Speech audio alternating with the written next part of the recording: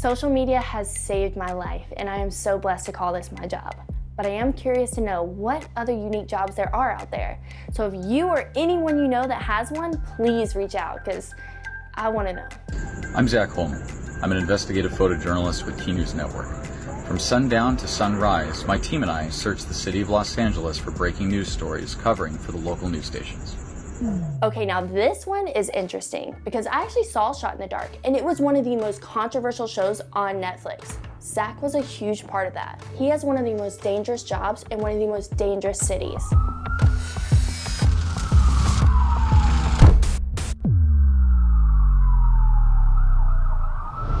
Guys, he just texted me. Come here. He literally just told me a location. Like, that's it. It says, here's your dropped pin. I am so nervous. I think it's like more of just like the thrill of the unknown. I'm just curious on like what made him want to do this, start this, like how he got into it. I don't know, he could be absolutely who he was on the show and be like super mean. I don't normally talk to the victims of incidents, but you should be dead right now. I have so many questions for him. All right, let me know when y'all are rolling. Do I look tired as shit, or am I okay? Yeah, you're good. You look Okay, fine. I like haven't slept. Wait, are we good on sound? Yep. Okay. All right, so I can't even believe that you actually allowed us to do this, so thank you so much for having us. You're welcome. Yeah.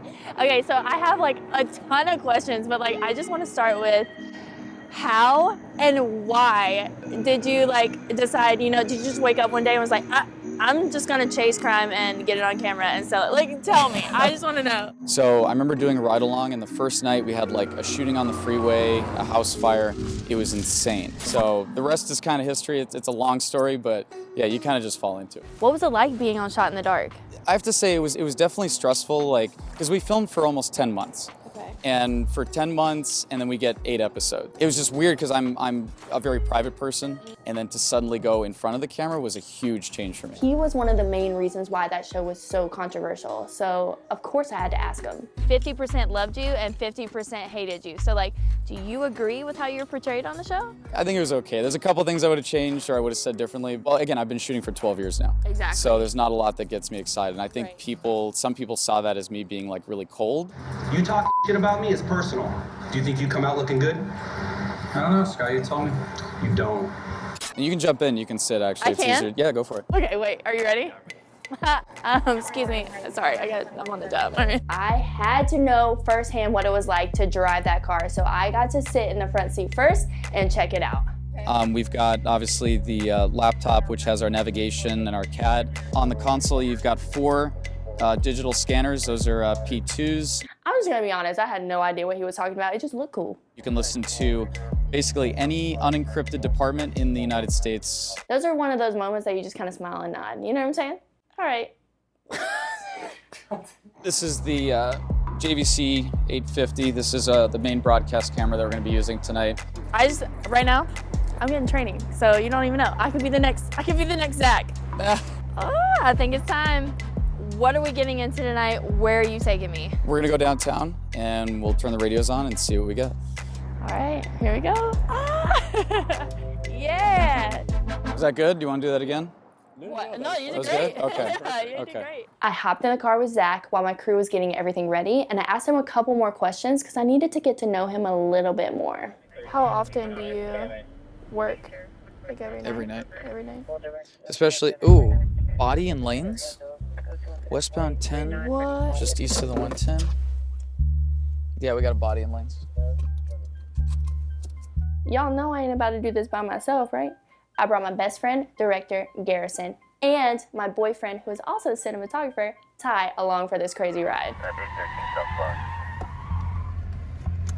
Within minutes, we got our first call, so I had to tell Ty and Garrison right away, because there was no time to waste. So we're on our way to, where is it? It's going to be westbound 10 at the 110, just east of the 110. We have a possible body and lanes We have with a multiple possible vehicles. body and lane and multiple vehicles, but y'all aren't going to be able to stop. And if there is a body and lanes, there's not a huge rush. It's more of an access issue right now. We were driving so fast that we actually lost Ty and Garrison. Maybe I won't be able to keep up with them, actually.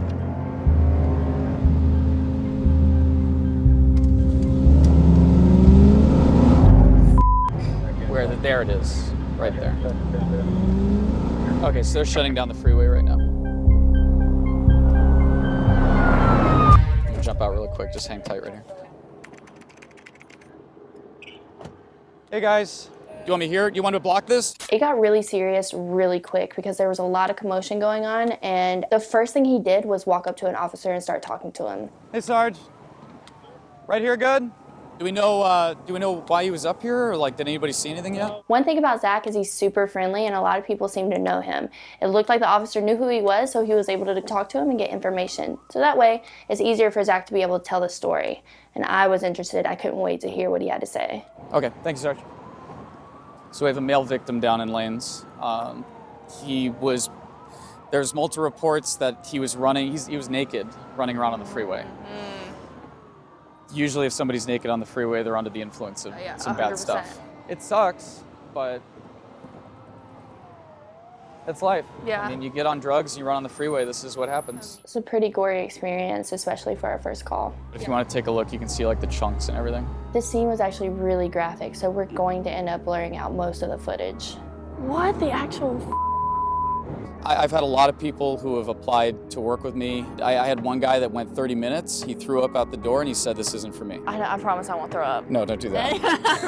After we got all the shots we needed, we just hopped right back in the car and we were off to the next one. I know I'm fighting more than my eyes can see. Silence is priceless, please keep your lies. So Zak, what's going through your mind right now? Something like this, guy just hit a pole. Not really something that we're gonna put up on the news. The amount of things that don't make the news is absolutely insane. The call we just went to right now, it could have been an active shooter. Could have been a guy with a gun with hostages or a barricaded suspect. So every time I go into a situation, I think of like 4 different options on how to get myself out of that situation. We've already been on 2 calls and it's fucking dangerous. The ability to multitask with this job is absolutely insane. I'm basically doing a bunch of tasks at the same time and then juggling them. Right. That's really what it is. Driving I can do blindfolded. Please don't. We headed back to their secret location that they call staging. Staging is like a specific area where all the stringers will meet up and kind of wait until their next call. Let's go with them. Okay, so this is Zak.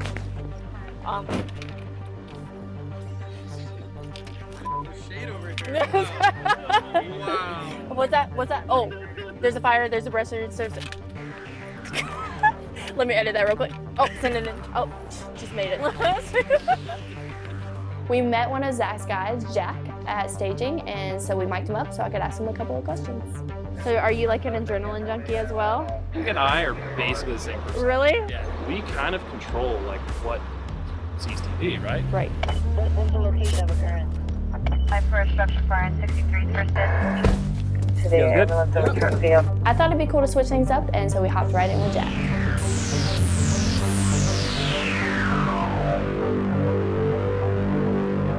I was telling her like, never be by your guys' self since you guys don't really like, you're still learning.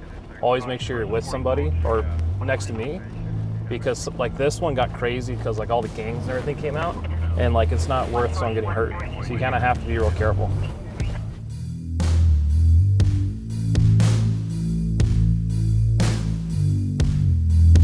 How are we supposed to stay right next to you when you just leave like that? Jack, slow down. Jack just dipset on us. He is out of sight. Oh wow, that one's really going. Where do we go?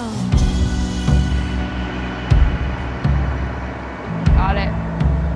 So laundromat fire, usually if you don't get flames or like some kind of action, it's kind of hard to sell to the stations. I see a lot of other stringers here.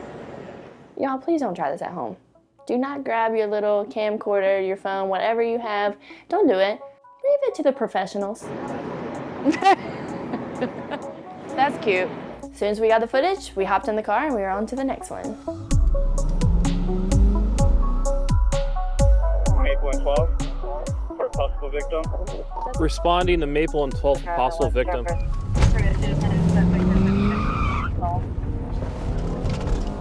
Y'all hear those tires? They're squealing. So like, have you ever been pulled over for speeding? No, I don't speed. I stay on the limit. So, possible shooting victim or stabbing victim. Vehicle in 12, it might be an active pursuit. So they're still looking for the victim.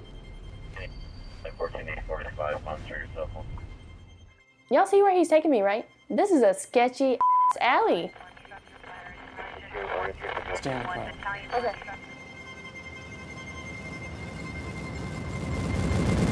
He's got a gun. Pull it out.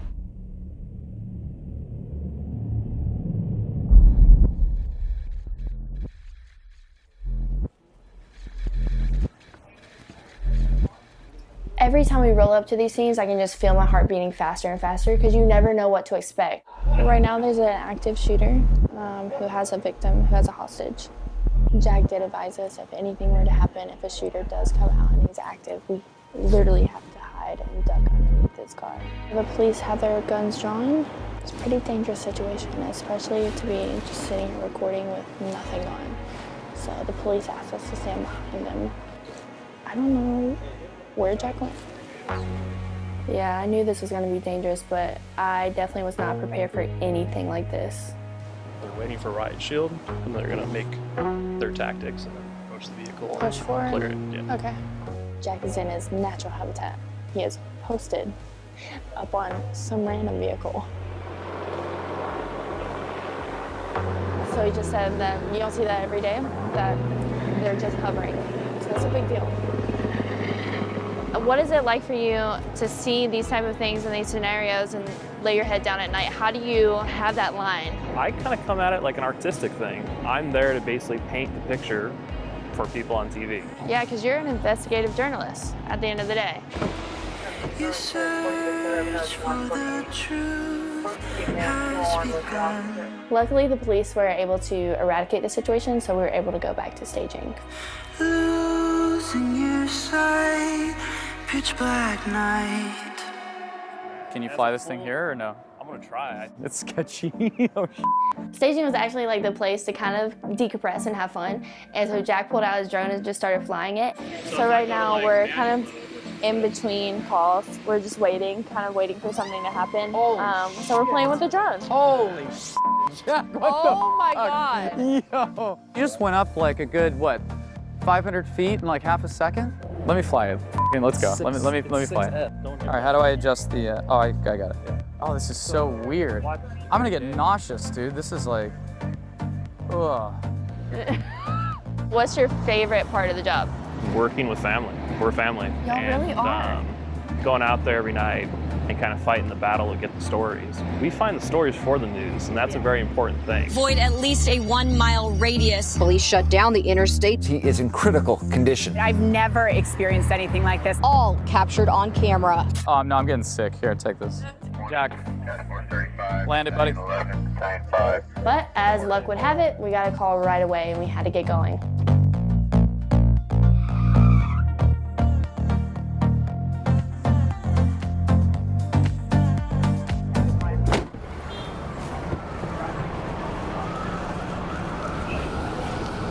We saw the smoke in the distance, so we knew this was going to be a dangerous one.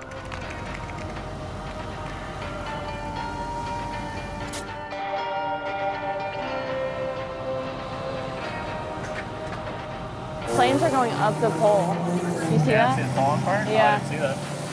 There's so many risks involved when there's a car on fire and even a power line on fire.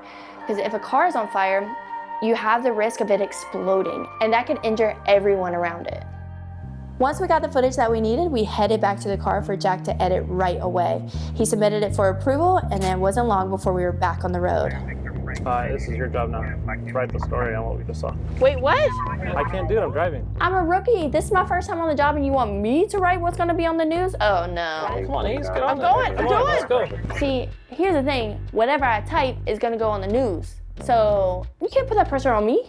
LAFD responded to pole fire. When they arrived on scene, vehicle was fully engulfed in flames. It took them approximately 20 minutes to extinguish the fire. All right, I was freaking out over nothing. I actually did pretty good. I did pretty well.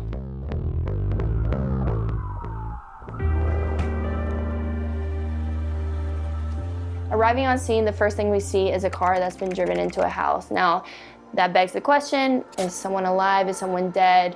What happened? So our first priority is try to figure this out. Right now, it looks like a victim is to the left getting cared for. And I think they're just trying to figure out how to get this car out. I feel a certain way about sticking a camera in the victim's face. What is that like for you when you have to put a camera on someone's face when they're going through probably the most traumatic time of their life? I always try to either blur them out, block them with something. That's how we deal with it. How we feel about it personally, yeah, it sucks. Yeah. But as we know, like, bad things happen to good people all the time. And it's still our job to cover it and tell the story. I mean, one of the pressures that come along with this job is having to film a victim, right? Because this is one of the most vulnerable moments of their life, and you are putting a camera in their face, and having to tell their story is a big deal, but it's also one of those things where you're kind of like, is this right? Should I be doing this? You do start to question yourself in that moment. Being out in the field and telling the stories for the people that can't, like, for me, is a huge part of what drives me for what I do. My only job and my only concern right there is to tell their story. Like, that's it.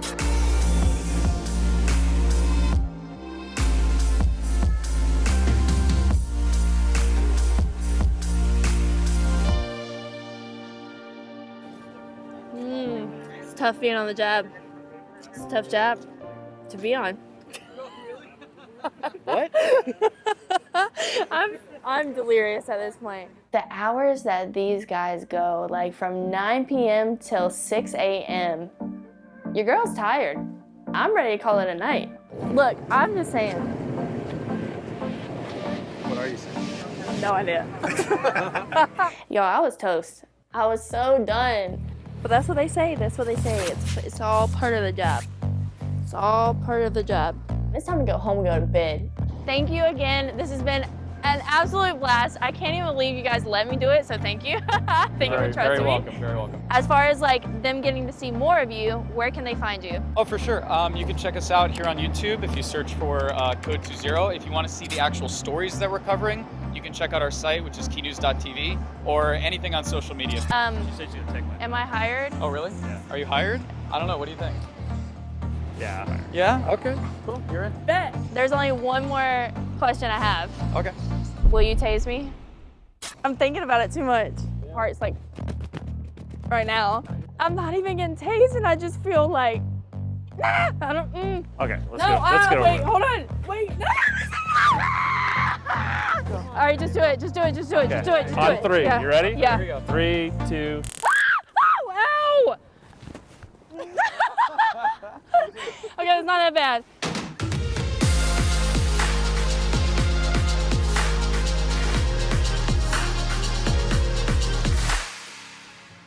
Now it's only fair that Ty and Garrison get it too. Okay, who's next? You're next. Let's do it. Dude, you gotta wake it up. You gotta do it. That wasn't bad. We're like off here. Do you want to be, Jack, you want to back up a little? Yeah. Look at you, little director. Influences in the wild, guys. I know, I'm thinking the same thing. They only knew. Hey, Doc, what are you gonna do? You gonna fly that downtown? We're literally watching Back to the Future right now.